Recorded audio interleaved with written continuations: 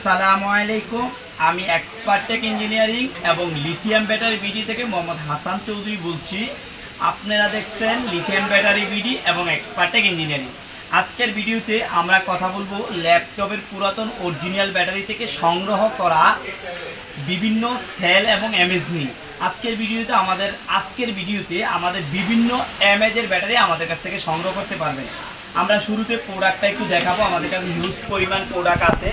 আমরা প্রত্যেকটা ভিডিওতে কিন্তু বলার চেষ্টা করি যে আমাদের প্রোডাক্টের কোয়ালিটি, আমাদের প্রোডাক্ট কেমন ফ্রেশ, হ্যাঁ, এগুলো প্রত্যেকটা ভিডিওতে কিন্তু আমি বলার চেষ্টা করি। তো আমাদের কাছে আপনারা 500 থেকে 1000 এমএস, 1000 থেকে 1200, 1200 থেকে 1400, 1400 থেকে 1600, 1600 থেকে 1800, 1800 থেকে 2000, 2000 থেকে 2200 এবং 2200 থেকে 2400 এবং 2400 থেকে 3000 এমএস পর্যন্ত এই সেলগুলো আমাদের কাছ থেকে আপনারা সংগ্রহ করতে পারবেন।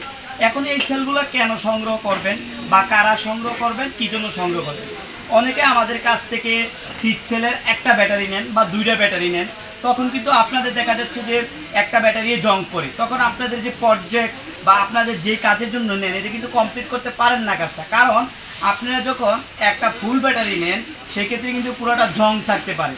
তো যারা জং ছাড়া এমএস টেস্ট করা ল্যাপটপের অরিজিনাল পুরাতন ব্যাটারি নিতে চান, আজকের ভিডিওতে আপনারা সব ধরনের এমএস পাবেন, সকল ধরনের এমএস খুচরা মূল্যই পাবেন আজকের ভিডিও থেকে।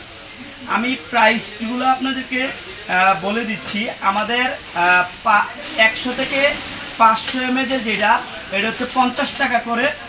আর এই 500 থেকে 1000 এমএস পাবেন আমাদের কাছে 60 টাকা করে, পার পিস 60 টাকা করে। 1000 থেকে 1200 এমএস পাবেন 70 টাকা করে। 1200 থেকে 1400 এমএস পাবেন 80 টাকা করে। 1400 থেকে 1600 এমএস পাবেন 90 টাকা করে।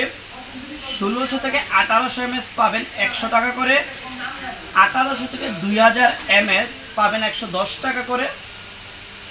2000 থেকে 2200 এমএস পাবেন 120 টাকা করে এবং 2200 থেকে 2400 এমএস পাবেন 130 টাকা করে।